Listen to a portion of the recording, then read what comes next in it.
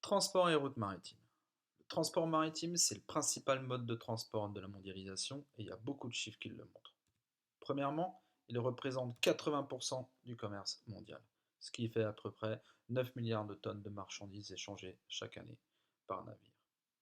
De plus, on a une flotte maritime mondiale qui est énorme, à peu près 48 000 navires.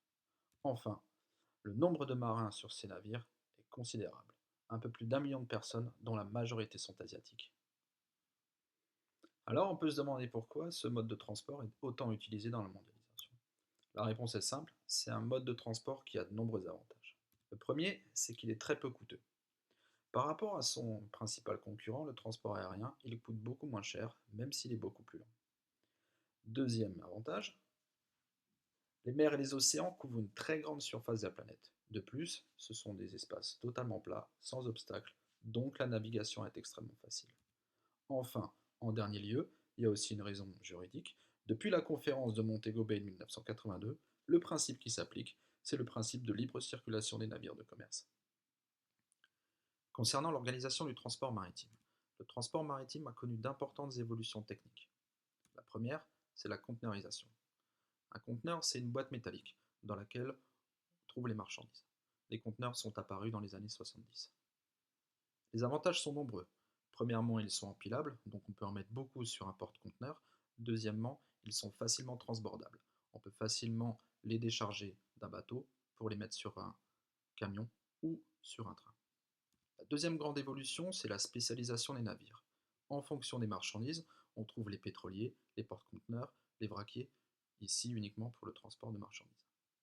Bien entendu, les navires ont aussi augmenté en termes de taille. On peut effectivement parler d'un phénomène de gigantisme qui touche les navires. Ce phénomène de gigantisme, il touche également les ports. On voit par exemple ici, avec le port de Rotterdam, que les porte-conteneurs ne peuvent plus rentrer dans le canal. Par conséquent, le port de Rotterdam a dû aménager des terre-pleins au large pour pouvoir accueillir les navires et leur permettre de charger et de décharger leurs marchandises. Le transport maritime s'organise autour de deux types de routes maritimes. Les routes principales, qui traversent les continents et qui passent par les passages stratégiques, le détroit de Malacca, le détroit d'Ormuz, le canal de Suez, le détroit de Gibraltar, le canal de Panama. Les routes secondaires, elles, contournent les continents. La circulation des navires fait apparaître de véritables autoroutes de la mer qui connectent entre elles les grandes aires de puissance: l'Asie orientale, l'Europe de l'Ouest, l'Amérique du Nord. L'Afrique, l'Amérique du Sud et une partie de l'Océanie apparaissent donc en marge. On distingue quatre grandes façades maritimes: l'Asie-Pacifique, l'Europe du Nord-Ouest, l'Amérique du Nord-Est, l'Amérique du Nord-Ouest. Dans ces façades maritimes, les plus grands ports mondiaux font office de hub. On peut distinguer ainsi Shanghai, Singapour, Rotterdam et New York.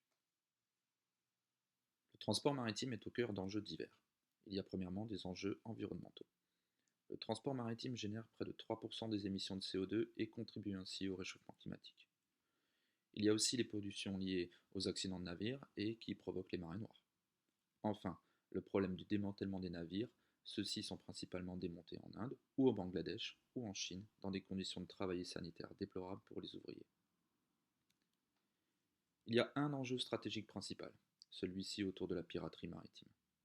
Les zones de piraterie se situent autour du détroit de Malacca, du golfe d'Aden, du golfe de Guinée. Les principales puissances maritimes, notamment la France et les États-Unis, maintiennent des forces militaires navales pour sécuriser ces routes maritimes. Le dernier enjeu est juridique. Afin de bénéficier de règles fiscales, sociales ou environnementales plus favorables, les propriétaires de navires ont recours au système du pavillon de complaisance.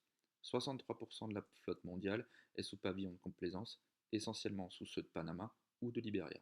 Cela rend extrêmement difficile les poursuites, notamment en cas d'accident ou de catastrophe environnementale.